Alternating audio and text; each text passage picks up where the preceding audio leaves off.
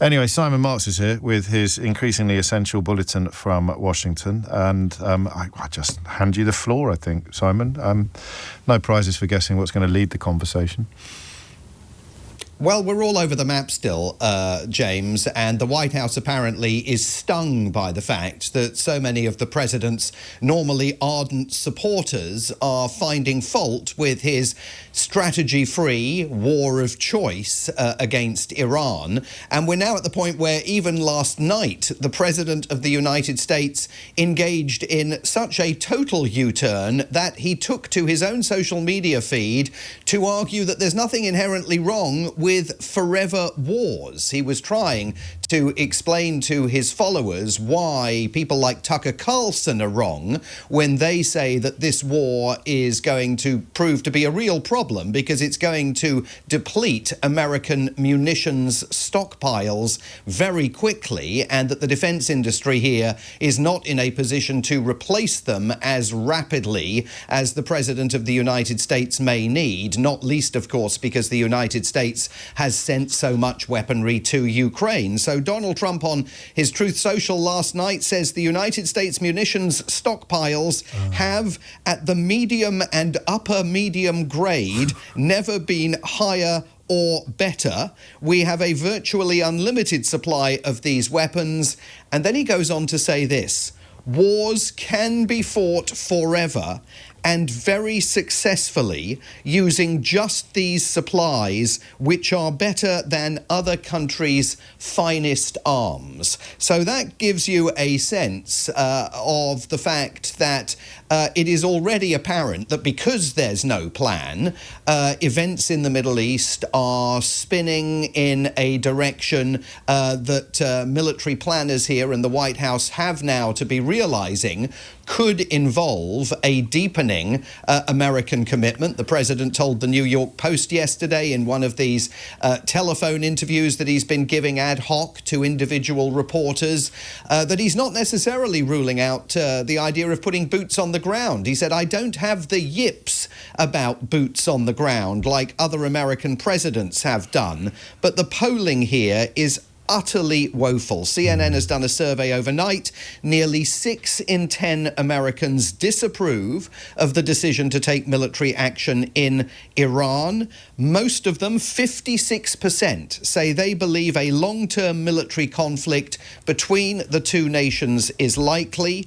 Only a quarter, 27%, believe that the United States made enough of an effort at diplomacy with Iran before using military force, and 39% say the US did not try hard enough at using diplomacy first. So he's got a massive sales job, and it gets more complicated by the hour because of the shifting sands in the administration's story. And most dramatically, late yesterday afternoon here, Secretary of State Marco Rubio finally broke cover and spoke to reporters and revealed that the United States' hand in Iran and the decision to go to war had essentially been forced by the Israeli Prime Minister Benjamin Netanyahu. As you and I were talking about on this program yesterday, we were discussing whether it was possible that the Israelis had said, "We're going in, you've got to come in with us." To which, of course, the United States could have said, "We're not coming in with you." Well, Secretary of State Marco Rubio clarified yesterday that the Americans absolutely did go in because Benjamin Netanyahu was about to go in. Let's take a listen. The imminent threat was that we knew that if Iran was attacked, and we believed they would be attacked, that they would immediately come after us. And we were not going to sit there and absorb a blow before we responded. Had we not done so, there would have been hearings on Capitol Hill about how we knew that this was going to happen, and we didn't act preemptively to prevent more casualties and more loss of life. And the Secretary of State also defined very clearly the objectives for this military action that the United States is taking in Iran, and they are much narrower than the objectives that President Trump had indicated over the weekend that were on his to-do list, including, of course, toppling the regime. That, according to the Secretary of State, is not part of the plan. Our mission and our focus is the destruction of their ballistic missile capabilities and their ability to manufacture them, as well as the threat posed by their Navy to global shipping. That's the objective. That said, we would not mind, we would not be heartbroken, and we hope that the Iranian people can overthrow this government and establish a new future for that country. We would love for that to be possible. But the objective of this mission is the destruction of their ballistic missile capabilities and of their naval capabilities. We would love for it to be possible for the Iranian government to be overthrown by their own people, but that's not the game we're in, is what Marco Rubio was saying. President Trump also, when he appeared before the public yesterday, similarly minimised the objectives for the first time and indicated, as he's done on Truth Social overnight, that if this takes a long while, he's up for it. We will easily prevail. We're already substantially ahead of our time projections, but whatever the time is, it's okay. Whatever it takes, we will always, and we have right from the beginning, we projected 4 to 5 weeks, but we have capability to go far longer than that. We'll do it. Whatever somebody said today, they said, oh, well, if the president wants to do it really quickly, after that he'll get bored. I don't get bored. There's nothing boring about this.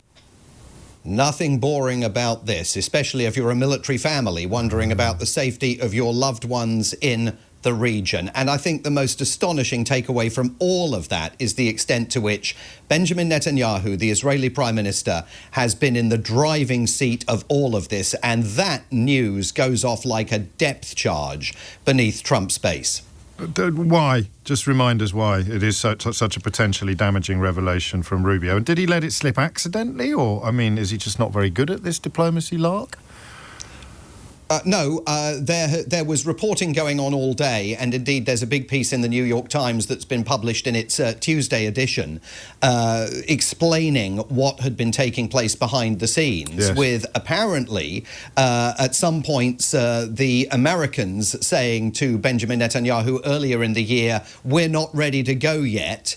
And so Benjamin Netanyahu had, as we surmised, been putting pressure on the Trump administration to do this. And we know that there was internal disagreement from that New York Times piece with Vice President J.D. Vance, initially not supportive of the idea to take military action, but then saying to the president and to the national security team, if we're going to go in, we need to go in hard and fast, you know, hot and heavy, and get this done. So he's been as all over the map personally as the administration has been generally about all of this. But the reason why this is a depth charge with the base is because depending on which of the various MAGA and America First influencers you look at, for many, the idea that the United States is not in charge of its own foreign and defense policy is, regardless of who is president of the United States, you know, a catastrophic loss of sovereignty. But there are also far-right figures within that base who have a deep vein of anti-Israel sentiment, in some cases anti-Semitic sentiment, and the idea that Israel is basically telling the president of the United States what to do, yes, and he is snapping to attention and doing it, is a massive, massive problem. The white supremacist Nick Fuentes, who, remember, has been who has dined with President Trump at Mar-a-Lago in the past, went way off the reservation even for him last night and called for the Trump administration to be taken down because of these revelations of the extent to which the President of the United States appears to have capitulated to an Israeli Prime Minister. Good Lord. He didn't sound well. If that had been Joe Biden, then there'd be front-page stories about his mental acuity. But it's not just mental health that Donald Trump appears to be struggling with at the moment. No, and of course, if any of this had been about Joe Biden, I mean, just look at the botched withdrawal from Afghanistan and look at the way in which the Trump team was responding to that. If any of this had been about Biden, Republicans would be on their feet baying. Yesterday, as you know, for weeks, Donald Trump has had this unexplained bruise on the back of his hand. I say unexplained. I mean, they've offered, again, shifting explanations for it, but none of them standing up to scrutiny. Now, suddenly, he has some kind kind of scarring on the back of his neck. That is being treated with some form of ointment. So as soon as those pictures emerged yesterday, social media calls were going out to doctors to see if they could explain what it is. It is fresh evidence of the fact that there are physical issues that the White House does not appear to have been honest or accountable about with the American people. I mean, with the back of the hand, we were told, first of all, it was because he shakes so many hands. Right. Then he said that another bruise was because he bashed himself on the side of a table. But what is going on with the neck, we do not know. Good Lord. It's odd that, because I heard the owner of Newsmax being interviewed on the BBC recently, and he explained that he believes Donald Trump should leave his body to medical science because he's such an unprecedented example of human magnificence, or almost like a sort of superhero in mortal guise. So I know we may hear more about that. Do you want to play a game? Go on. That's a no. I haven't had my breakfast, but go on. Which British politician said this? I'm not in favour of military action against Iran. I want UK troops in fewer wars. I'm going to go with Nigel Farage. Oh, you're so good at this. And of course, the point being, he said that when the American president was black, not orange.